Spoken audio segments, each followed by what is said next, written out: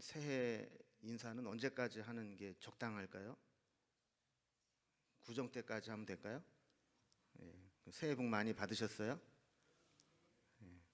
사실 뭐 우리는 새해 복 많이 받으시라고 인사할 게 아니죠. 왜냐하면 이미 우리는 하나님을 모시고 사는 것 자체가 복이고 그 복을 이미 받았기 때문에 요즘에는 이제 새해 복 많이 받으세요 이런 인사보다는 복 많이 누리세요 이런 인사를 많이 하더라고요.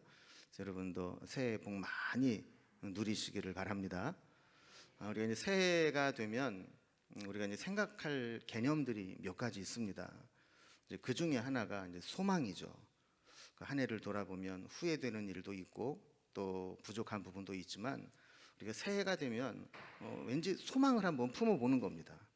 해가 바뀌었으니까 하나님이 새로운 은혜를 주시고 새 힘을 주신다면 우리가 작년에 못했던 것을 새롭게 할 수 있지 않을까 하는 소망을 품게 되는 겁니다.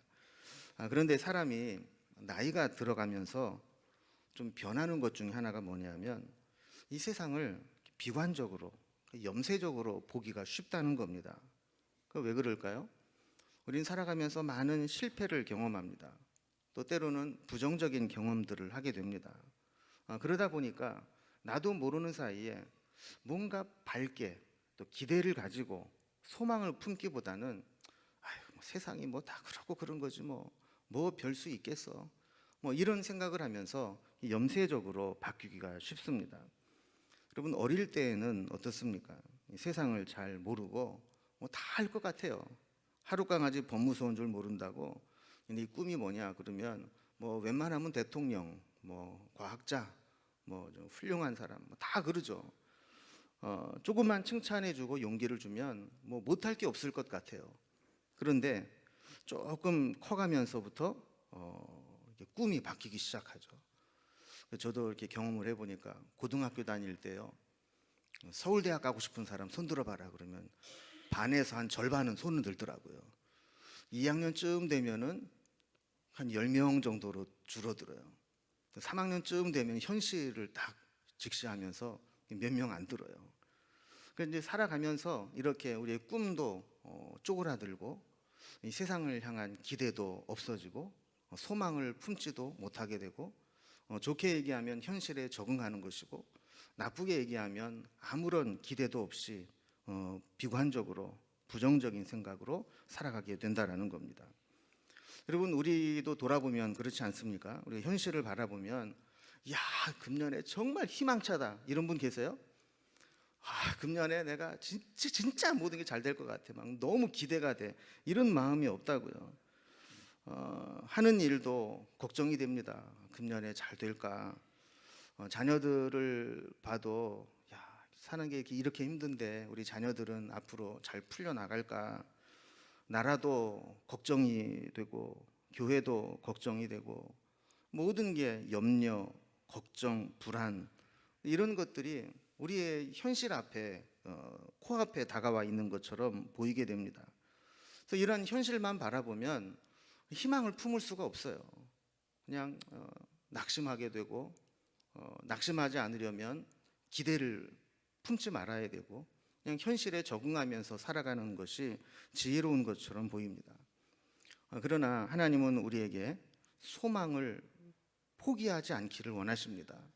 하나님은 오늘 본문에도 보면 소망의 하나님이다라는 말씀을 계속 반복하면서 소망의 하나님이 너에게 소망이 넘치게 하시기를 원하노라 하면서 우리에게 비록 현실은 부정적이고 비관적이고 나쁜 현실들이 있다 할지라도 하나님을 바라보면서 소망을 잃지 말라고 우리에게 말씀하고 있습니다.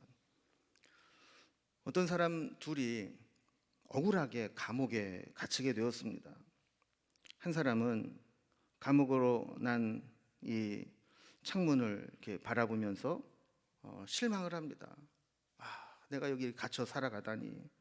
그러면서 원망을 하고 좌절을 하고 절망 가운데 깊이 빠지게 됩니다. 그러다 결국 그 사람은 스스로 목숨을 끊고 말았습니다. 그런데 똑같이 이 창살 안에 있지만 한 사람은 밤마다 떠오르는 달과 별들을 보게 되고 아침이 되면 새롭게 떠오르는 태양을 바라보면서 언젠가는 진실이 밝혀지겠지. 내 모든 것들이 다 드러나고 나면 석방이 될 수 있고 또 가족들과 함께 행복하게 살 수 있겠지 하는 그런 소망을 잃지 않았습니다. 이 사람은 늘 가족들에게 편지를 쓰고 시를 쓰면서 작품을 남기고 그러면서 나중에 가석방이 되어서 자유의 몸이 되었습니다. 똑같이 현실은 똑같은 현실 속에 살아가고 있지만 어떤 마음을 가지고 살아가느냐에 따라서 절망하고 낙심하고 비관적이고 극단적인 삶을 살아가는 사람도 있고 또 어떤 사람은 그 상황 속에서도 희망을 잃지 않고 그의 꿈을 이루며 오히려 그 절망스러운 상황 가운데서 새로운 역사를 이루어 나가는 경우도 있게 됩니다. 이렇게 힘든 상황일수록 우리를 버티게 해줄 수 있는 힘은 소망입니다. 지금 상황이 아무리 힘들고 어려워도 소망이 있다면 우리는 넉넉하게 견뎌낼 수 있고 이겨낼 수 있습니다. 그러나 지금 그렇게 절박하지 않고 또 모든 게 잘 풀리는 것 같아 보일지라도 소망이 없게 되면 아무런 낙이 없는 겁니다. 의미요법이라고 하는 상담 치료 기법을 연구한 빅터 프랭클 박사가 있습니다. 이 사람이 독일 나치 시절에 유대인 포로 수용소에 갇혀 있으면서 거기 갇혀 있는 사람들을 보면서 이 의미요법이라는 것을 연구하게 됩니다. 이 의미요법이라는 이 용어가 재미있습니다.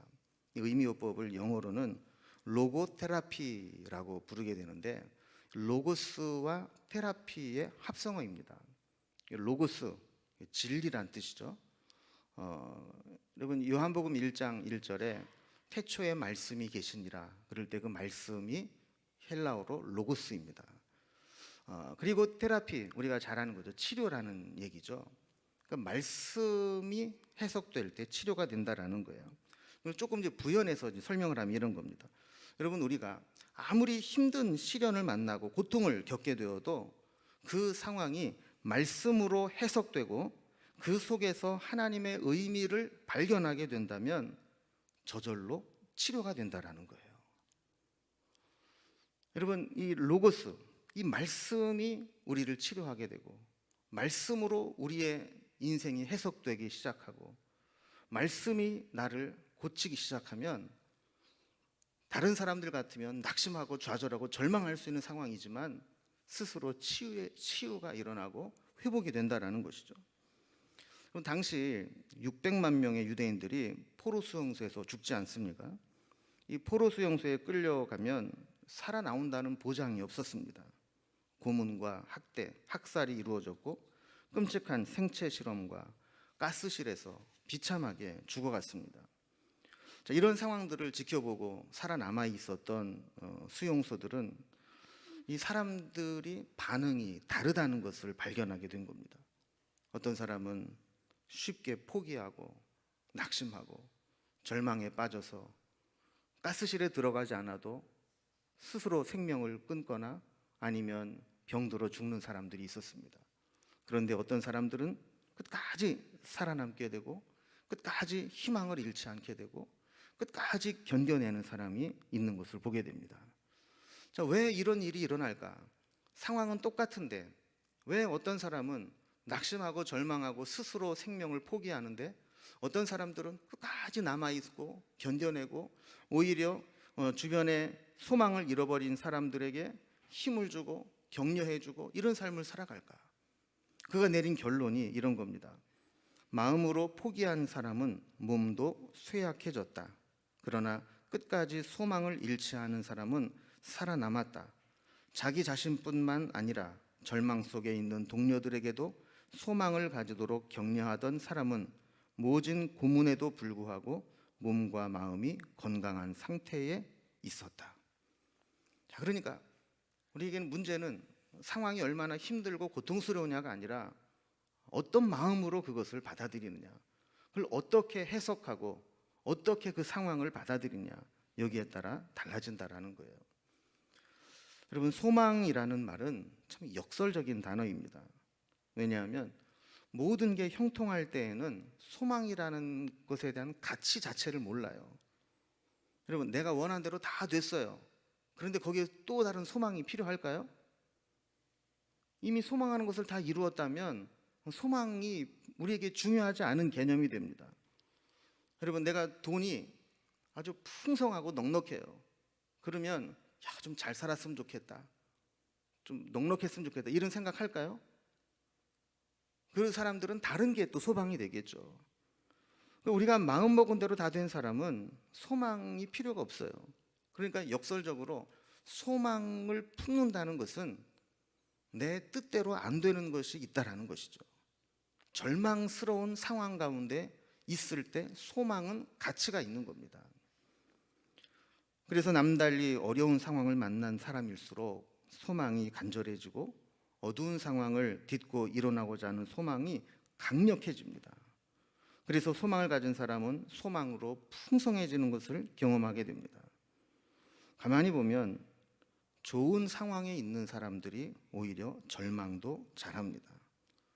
늘 평탄하고 늘 순탄한 것만 경험한 사람들은 작은 일도 상처를 받고 힘들어합니다. 그러나 늘 역경을 이겨내고 그 작은 고난 가운데서 소망으로 이겨낸 사람은 웬만한 일에는 절망하지 않습니다. 그래서 이 소망은 역설적인 겁니다. 환난 속에서도 소망을 품는 사람은 소망을 이루어내고야 맙니다. 로마서 5장 3절 4절 말씀을 보면 이런 말씀이 있죠. 우리가 환난 중에도 즐거워하나니 이는 환난은 인내를, 인내는 연단을, 연단은 소망을 이루어내는 줄 알미로다. 여러분, 환난을 당한다고 모든 사람이 절망하는 게 아니라는 거예요. 환난을 당했지만 그것이 인내를 이루어내게 되고 그 인내하는 과정에서 우리가 연단을 받게 되고 연단이 결국 인격의 이 소망을 이루게 만드는 힘이 있다라는 겁니다. 그리고 이 말을 거꾸로 역순으로 보면 이런 거죠. 환난이 없으면 인내도 없고 인내가 없으면 연단도 없고 연단이 없으면 소망을 이루어낼 힘도 없는 겁니다. 자, 그러니까 우리에게도 뭔가 힘든 운동을 하고 힘든 몸을 자꾸 써야 근육이 생기고 근육이 생겨남으로 만들어낸 힘으로 더 힘든 일을 감당해낼 수 있는 것처럼 환난이 있지만 그 환난을 잘 감당할 수만 있다면 그 환난은 우리에게 인내를 만들어내게 되고 인내하는 가운데 우리의 믿음은 연단된 믿음, 연단된 인격을 이루게 되고 그 연단된 인격은 하나님이 우리에게 주신 소망을 이루어내게 된다라는 거예요. 오늘 말씀 12절에도 보면 이사야서 11장 10절의 말씀을 인용하면서 이렇게 이야기합니다. 이새의 뿌리 곧 열방을 다스리기 위하여 일어나시는 이가 있으리니 열방이 그에게 소망을 두리라. 여러분, 이새는 누구를 가리키는 거예요? 그분 다윗의 아버지가 이새잖아요. 성경은 항상 이새의 자녀, 자손을 통해서 이새의 후손을 통해서 메시아가 온다. 다윗의 후손을 통해서 메시아가 온다는 것이죠. 이 이새의 뿌리 곧 열방을 다스리기 위해 일어나시는 이 예수 그리스도를 의미하는 겁니다. 열방이 그에게 소망을 두리라. 예수님이 우리 가운데 오시게 되면 모든 사람들이 예수의 이름을 붙잡고 예수의 능력을 의지해서 절망스러운 상황에서도 소망을 붙잡게 된다라는 거예요. 13절에서도 보면 하나님을 소망의 하나님이라고 부릅니다. 소망의 하나님이 모든 기쁨과 평강을 믿음 안에서 너희에게 충만하게 하사 성령의 능력으로 소망이 넘치게 하시기를 원하노라 그랬습니다. 여러분, 우리의 소망의 근거가 뭐라고요? 하나님이라는 겁니다. 우리가 아무리 미래에 대해 낙관적인 견해를 가지고 있다 할지라도 그 낙관적인 견해를 낙관적인 상황으로 만들어낼 수 있는 힘이 없다면 아무런 의미가 없는 겁니다. 또 아무리 통계나 아무리 전망이 좋은 것처럼 보일지라도 만약에 그것을 이룰 만한 확실한 근거가 없다면 그것은 단지 우리의 기대일 뿐입니다. 어떤 분은 희망과 소망을 구분을 합니다. 희망은 현실의 근거에서 미래가 좋아질 것을 바라는 것이고, 소망은 하나님의 근거를 한 것이기 때문에 하나님이 주시는 약속을 따라가는 것이다. 그래서 희망은 지금 현재의 상황에서 미래를 바라보는 것이고, 소망은 하나님이 미래에 이루실 것에서 출발해서 지금 살아가는 것이다. 희망은 내가 필요한 것에 대한 소망을 갖는 것이고, 소망은 하나님의 뜻 가운데 소원을 품는 것이다. 희망은 자기 뜻에서 출발하지만 소망은 하나님의 약속에서 출발하는 것이다. 그러니까 희망이라는 것이 그냥 막연히 잘 됐으면 좋겠다라고 하는 기대감이라면, 소망은 하나님이 우리에게 주신 분명한 약속, 그 말씀, 그 하나님의 선하신 인도하심, 이것을 믿고 그 하나님의 약속을 향해 가는 것, 이게 바로 소망이라는 거예요. 여러분, 우리가 소망의 근거를 하나님께 두는 게 왜 중요합니까? 이 세상의 다른 것으로는 우리가 꿈꾸는 것, 기대한 것을 온전히 이룬다는 보장이 없어요. 여러분, 머리 좋다고 해가지고 다 성공합니까? 돈 많다고 다 투자한 대로 얻습니까? 그렇지 않아요. 상황이 어떻게 변할지 아무도 몰라요. 하나님이 우리를 지켜주시고 하나님이 우리의 소망을 이루도록 인도해 주지 않는다면 희망은 단지 희망사항으로 끝날 때가 많습니다. 소망은 하나님이 이루어 주시는 것이기 때문에 그 소망을 붙잡게 되면 하나님께서 반드시 우리의 소망한 것, 하나님이 소망 중에 약속하신 것을 누리게 합니다. 그래서 오늘 말씀에도 보면 소망의 하나님이 우리에게 주시는 선물은 모든 기쁨과 평강이라고 말씀합니다. 그리고 소망도 어떻게 보면 하나님이 주신 선물입니다. 아무리 소망을 품으려고 해도 이 소망이 안 품어지는 사람이 있어요. 그러나 하나님이 은혜를 주시고 선물을 주시면 그 소망하는 마음이 생기게 돼요. 여러분, 아무리 절망스러운 상황에도 성도는 소망을 품고 그 소망을 붙잡고 살아갈 수 있게 됩니다. 그래서 소망이 있는 사람은 기쁨과 평강을 누리게 됩니다. 여러분, 여러분의 마음속에 기쁨과 평강이 있습니까?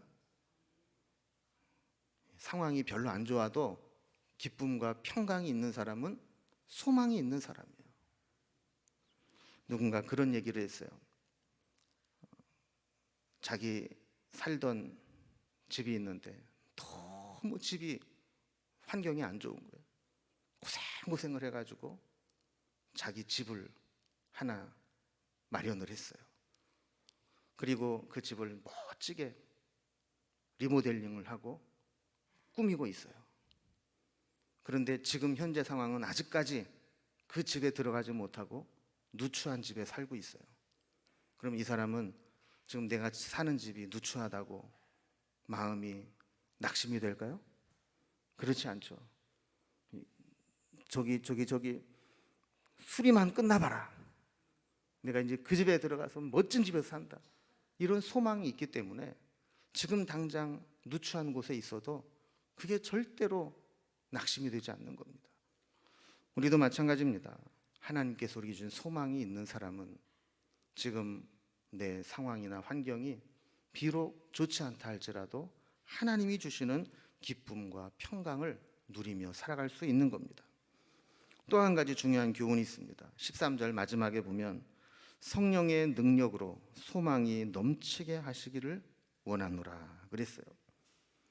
여러분, 우리는 한번 소망을 품었다고 해서 그 소망이 영원히 지속되는 게 아니에요. 소망을 품었지만 현실을 바라보면 또 낙심이 될 때가 있어요. 소망을 향해 달려가다가 이 길이 잘 가는 길인가 하고 흔들릴 때가 있어요. 그래서 우리가 품은 소망을 유지하고 그 소망을 이룰 때까지 계속해서 우리가 소망을 잃지 않도록 붙잡아주는 힘이 있어야 되는데, 그게 바로 성령의 능력이라는 겁니다. 우리가 성령 충만해야 되는 이유, 우리가 성령 충만을 위해서 기도해야 되는 이유, 그것이 바로 여기에 있습니다. 성령께서 우리를 도와주지 않으시면 어제까지 펄펄 날랐던 엘리야가 하루아침에 광야로 도망을 가고 로뎀나무 아래서 차라리 죽여달라고 했던 것과 같이 그렇게 낙심될 수 있는 게 우리의 연약한 인간입니다. 그래서 우리는 성령님을 붙잡아야 됩니다. 여러분, 성령님의 은혜를 구하고 성령의 도우심을 얻기 위해서 우리가 필요한 게 뭐예요? 기도하는 거예요. 기도를 통해서 하나님을 바라보고 성령님의 기름 부으심과 성령님의 은혜가 우리 가운데 풍성해질 수 있도록 사모하는 마음으로 기대하는 겁니다. 여러분, 우리에게 이런 소망이 있게 되면 우리의 기도도 힘이 생깁니다. 이런 소망이 있게 되면 우리의 기도에 더 간절함이 생기게 되고 기도의 능력이 생기게 됩니다.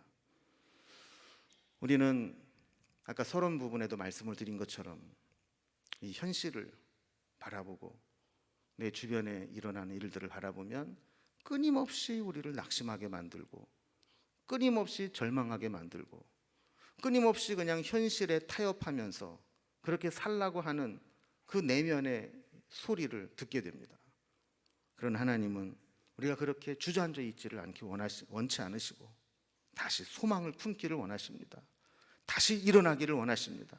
다시 기도하기를 원하시고 다시 소망의 하나님을 붙잡기를 원하시고 다시 성령의 능력으로 충만해지기를 원합니다. 여러분, 새해가 되었습니다.